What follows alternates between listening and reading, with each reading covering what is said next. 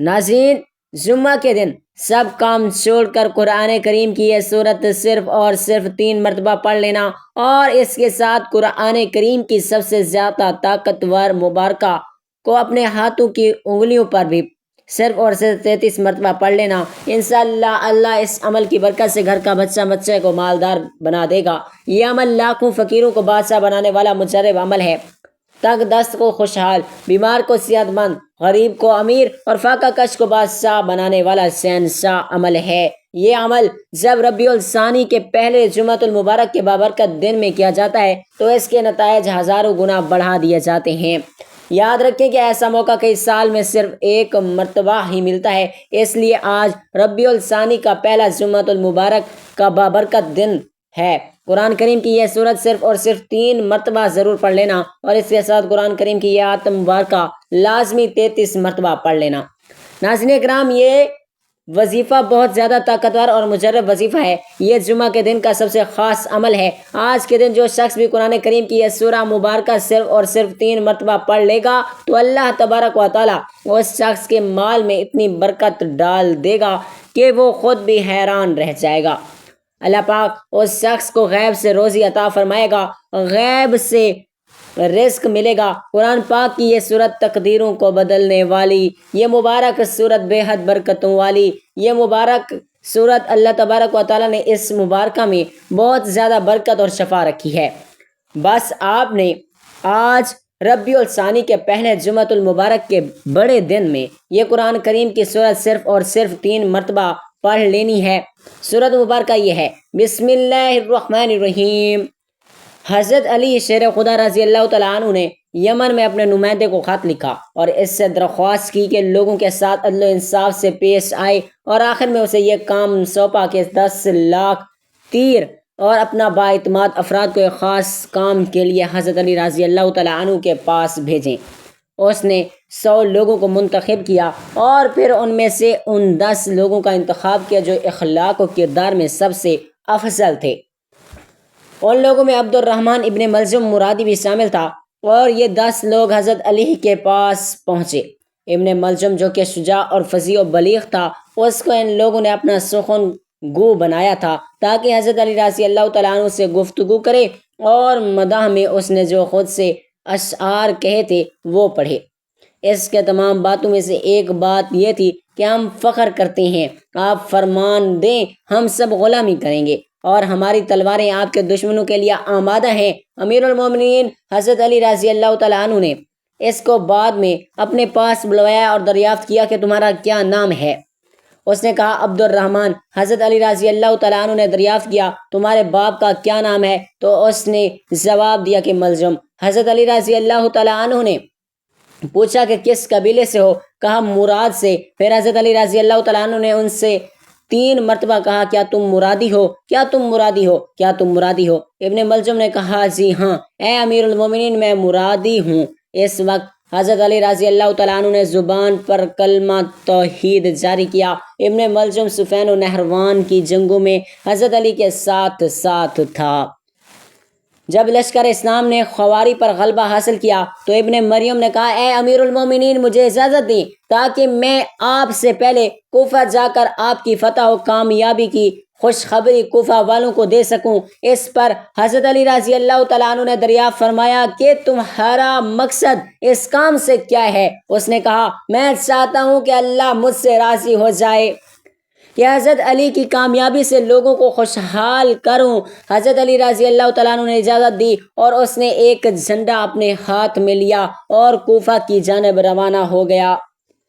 شہر کے اندر داخل ہوا تو بشارت کی فریاد شہر میں گونجی، اور اس طرح وہ گلیوں میں سے گزر رہا تھا کہ خدامہ کے گھر کے پاس پہنچا۔ یہ بہت ہی خوبصورت، حسین و جمیل اور دولت مند عورت تھی، لیکن بدکار اور فحاشہ عورت تھی۔ طبقات الکبری جلد 3 صفحہ نمبر 35 پر ابن سعد لکھتے ہیں کہ جب خدامہ نے حضرت علی رضی اللہ تعالیٰ عنہ کی فتح کی خبر سنی تو ابن ملجم کو پکارا تاکہ وہ اپنے باپ اور بھائی کے بارے میں اس سے دریافت کر سکے۔ خدامہ اسے اپنے گھر لے گئی، حضرت عزت و احترام دیا، مہمان نوازی کی، جبکہ ابن ملجم پہلی ہی نگاہ میں اس عورت کا عاشق ہو گیا تھا۔ اپنے دین و ایمان کو اس کے ہاتھوں میں فروخت کر دیا۔ خدامہ نے اپنے باپ اور بھائی کے بارے میں پوچھا جو کہ خوارج کے سپاہیوں میں سے تھی۔ ابن ملجم نے بتایا کہ وہ سب جنگ میں ہلاک ہو گئے۔ خبر سنتے ہی وہ عورت رونے لگی۔ ابن ملجم یہ خبر اس عورت کو سنانے پر پشیمان ہوا۔ خدامہ تھوڑی دیر بعد اٹھی اور دوسرے کمرے میں گئی، اپنے آپ کو آرائش و زینت سے سنوارا اور واپس آئی۔ اس کو دیکھتے ہی ابن ملجم کا دل لرز گیا۔ ابن ملجم شہوت نفسانی میں پوری طرح سے غرق ہو چکا تھا اور اپنے اختیار کو ہاتھ سے دے بیٹھا تھا۔ خدامہ نے خواستگاری کی اور خدامہ نے کہا، اگر مجھے چاہتے ہو تو میری شرائط بہت زیادہ ہیں۔ ابن ملجم نے کہا کہ جتنا بھی ہوگا قبول کروں گا۔ خدامہ نے کہا کہ بہت زیادہ ہیں، کچھ پیسے، جواہرات، مشک، عنبر، عطر وغیرہ۔ ابن ملجم نے کہا کہ اس کے علاوہ اور کچھ۔ خدامہ نے کہا کہ بہت سخت شرط ہے، اور پھر وہ اٹھی اور کمرے سے گئی، اپنے آپ کو دوسری شکل میں آرائش کیا اور واپس آئی۔ ابن ملجم نے جو جنون کی حد تک پہنچ گیا تھا کہا کہ اور کیا چاہتی ہو؟ خدامہ نے کہا حضرت علی کا قتل۔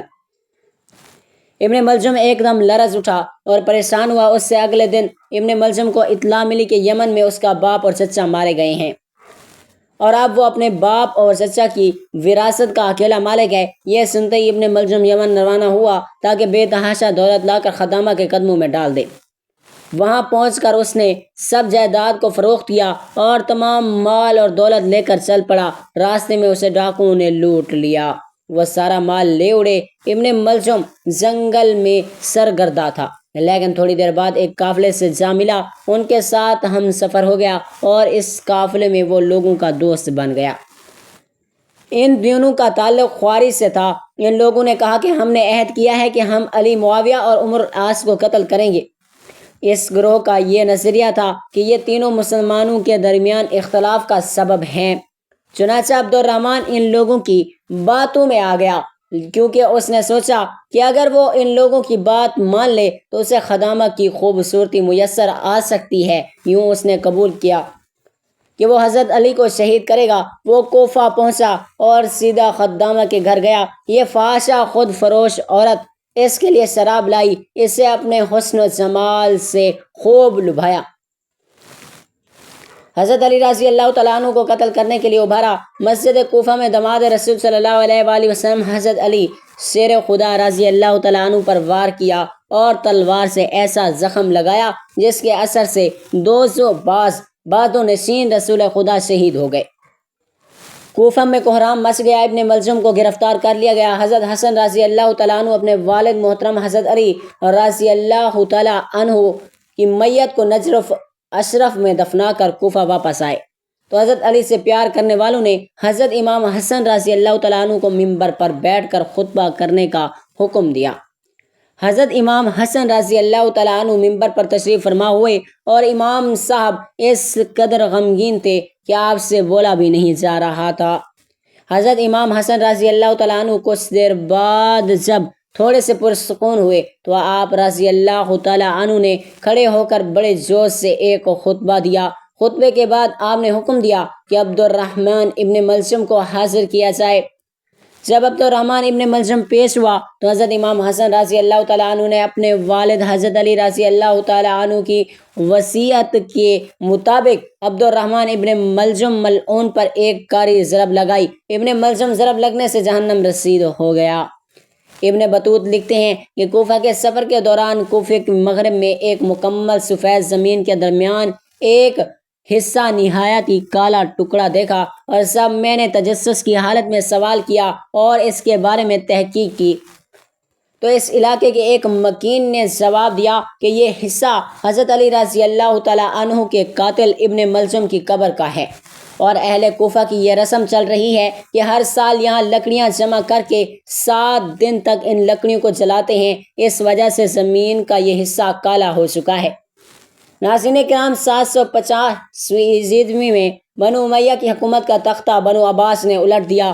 بنو امیہ کا آخری حکمران مروان ثانی ایک نہایت سست اور ڈرپوک حکمران تھا جس نے ابو مسلم خراسانی کے ہاتھوں شکست کھائی، اور یوں بنو عباس کی حکمرانی شروع ہوئی۔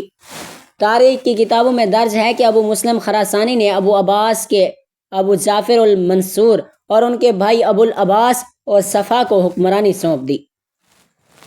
اس طرح بنو عباس کے پہلے حکمران ابو العباس نے آتے ہی بنو امیہ کا نام و نشان مٹانے کی قسم کھائی، بہت سے لوگوں کو قتل کر دیا اور کربلا کے واقعے میں ملوث تمام کرداروں کی قبریں تک کھود دی گئیں اور ان سب قبروں سے ان کو نکال کر سولی پر لٹکا دیا گیا۔ تاریخ میں لکھا ہے کہ کوفہ میں موجود ابن ملجم کی قبر کو بھی کھودا گیا، لیکن اس قبر میں اژدہا اور سانپوں کے علاوہ اور کچھ نہ تھا۔ اس پورے واقعے سے ہمیں یہ معلوم ہوتا ہے کہ جس طرح قابیل نے ایک عورت کے عشق میں مبتلا ہو کر اپنے سگے بھائی حابیل کو قتل کر ڈالا تھا، اس طرح عبد الرحمن ابن ملجم نے خدامہ کے عشق میں داماد رسول اور خلیفہ راشد کو سازش کے ذریعے سے شہید کر دیا۔ حضرت علی رضی اللہ تعالیٰ عنہ کی شہادت سے عالم اسلام میں جو خلا پیدا ہوا وہ تا قیامت بھر نہیں سکے گا۔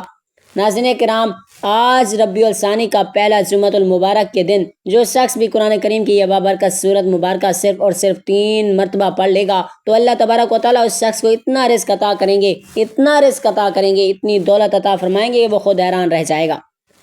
لہٰذا یہ سورت زیادہ فضیلت والی ہے۔ جو شخص بھی جمعہ کے دن اس سورت کو پڑھ لیتا ہے تو پھر پورا سال اس پر رزق اور دولت کی بارش برستی ہوتی ہے۔ اللہ پاک اسے اس کے گھر والوں کو امیر ترین بنا دیتا ہے۔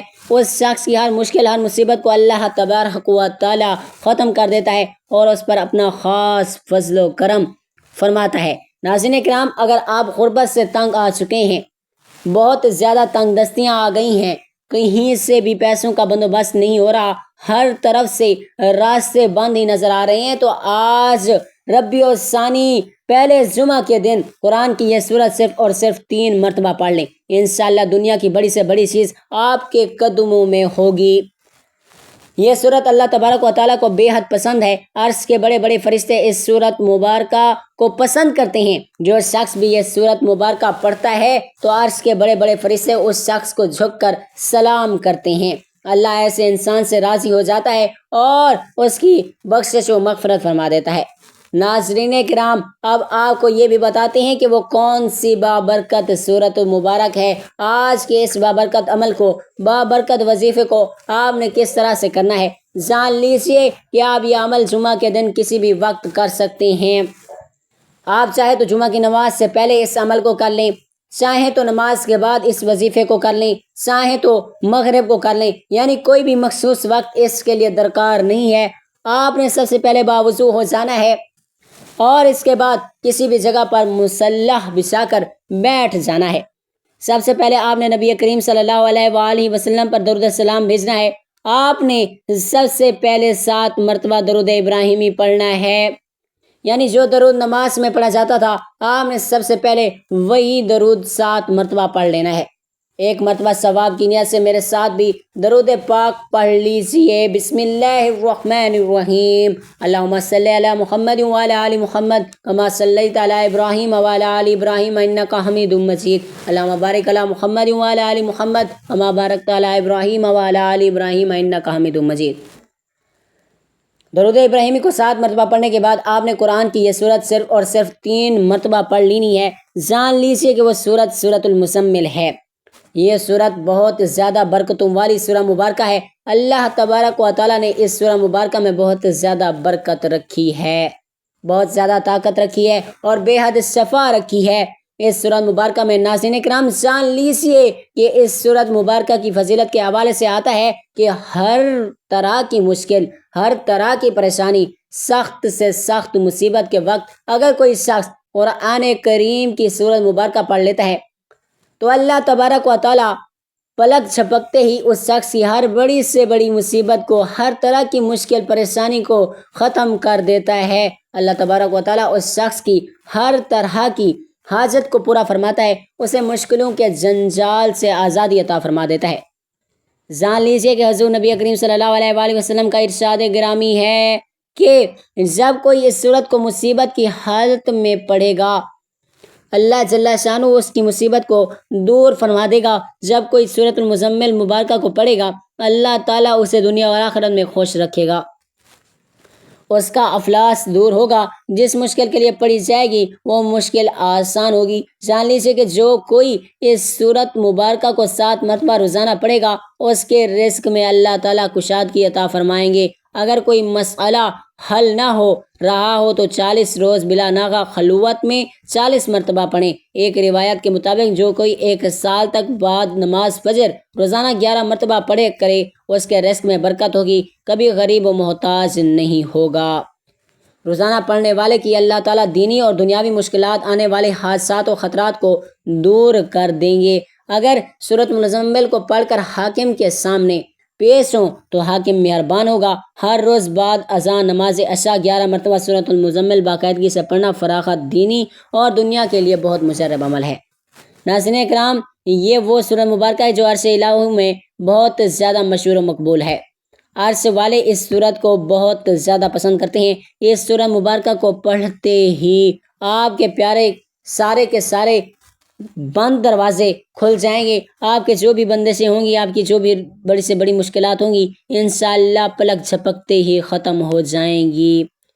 ناظرین کرام، جان لیجیے آپ نے اس سورہ مبارکہ کو 3 مرتبہ پڑھ لینا ہے۔ اس کے بعد آپ نے قرآن کریم کی آیت مبارکہ حسبنا اللہ و نعم الوکیل اپنے ہاتھوں کی انگلیوں پر صرف اور صرف 35 مرتبہ پڑھنا ہے۔ جان لیجیے کہ وہ بابرکت آیت یہ ہے، جان لیجیے کہ یہ آیت مبارکہ بہت زیادہ طاقتور ہے۔ حضرت ابن عباس رضی اللہ تعالیٰ عنہ کا بیان ہے کہ حسبنا اللہ و نعم الوکیل کا مکمل کلمہ حضرت ابراہیم علیہ السلام نے اس وقت کہا تھا جب انہیں آگ میں ڈالا گیا تو اللہ تعالیٰ نے آگ کو ٹھنڈا کر دیا اور سلامتی کی آگ بنا دیا۔ یہی کلمہ حضرت محمد مصطفیٰ صلی اللہ علیہ وآلہ وسلم نے اس وقت کہا تھا جب لوگوں نے کہا کہ کفار نے آپ کے مقابلے میں لشکر جرار تیار کیا ہے تو ان سے ڈرو، مگر اس سے آپ کے ایمان میں اور بھی اضافہ ہو گیا۔ اور آپ نے فرمایا کہ ہمارے لیے اللہ ہی کافی ہے اور وہ ہی بہت اچھا کارساز ہے۔ ناظرین کرام، آپ نے اس بابرکت آیت مبارکہ کو اپنے ہاتھوں کی انگلی پر صرف اور صرف 33 مرتبہ پڑھ لینا ہے۔ یعنی سب سے پہلے اپنے 7 مرتبہ درود ابراہیمی کو پڑھنا ہے۔ اس کے بعد آپ نے 3 مرتبہ سورۃ مزمل کو پڑھ لینا ہے۔ اس کے بعد آپ نے قرآن کریم کی آیت مبارکہ حسبنا اللہ و نعم الوکیل کو اپنے ہاتھوں کی انگلی پر صرف اور صرف 33 مرتبہ پڑھ لینا ہے۔ جان لیجیے کہ اس کے بعد آپ نے آخر میں دوبارہ درود ابراہیمی کو 7 مرتبہ پڑھ لینا ہے۔ اس طرح آپ کا یہ عمل مکمل ہو جائے گا۔ یقین جانیے کہ وہ یہ وظیفہ، یہ عمل اتنا برکتوں والا وظیفہ ہے، اگر کوئی شخص ربیع الثانی کے پہلے جمعۃ المبارک کے دن اس عمل کو، اس وظیفے کو کر لیتا ہے تو پھر اس کی قسمت کو 4 چاند لگ جائیں گے، اس بندے کی تقدیر بدل جائے گی۔ اللہ تبارک و تعالیٰ اس شخص کو بھی اور اس کے گھر والوں کو بھی امیر ترین بنا دے گا، اتنا رزق اور اتنا مال و دولت عطا فرمائے گا کہ وہ شخص خود بھی حیران رہ جائے گا کہ اللہ تعالیٰ اس شخص کے لیے رزق اور دولت کے سارے بند دروازے کھول دے گا اور اس شخص پر اپنا خاص فضل و کرم عطا فرمائے گا۔ اللہ تبارک و تعالیٰ سے دعا ہے کہ اللہ تعالیٰ نیکی کی بات کو سننے سمجھنے اور اس پر عمل کرنے کی طاقت و توفیق مرحمت فرمائے، اور میرا سنانا اور آپ کا سننا اپنی پاک بارگاہ الہی میں قبول و منظور فرمائے اور ہمارا خاتمہ بالخیر فرمائے، آمین یا رب العالمین۔ ناظرین، آخر میں آپ لوگوں سے گزارش ہے کہ اگر آپ کو ہماری آج کی ویڈیو اچھی لگی ہو تو ویڈیو کو لائک شیئر ضرور کر دیجیے، ہمارے چینل کو سبسکرائب کر دیجیے گا اور کمنٹ باکس میں اللہ تعالیٰ کے 99 ناموں میں سے کوئی ایک نام ضرور ٹائپ کریں۔ اگلی ویڈیو تک کے لیے اجازت دیجیے، اللہ حافظ۔ اللہ تعالیٰ ہم سب کا حامی و ناصر ہو۔ جزاک اللہ خیرا کثیرا۔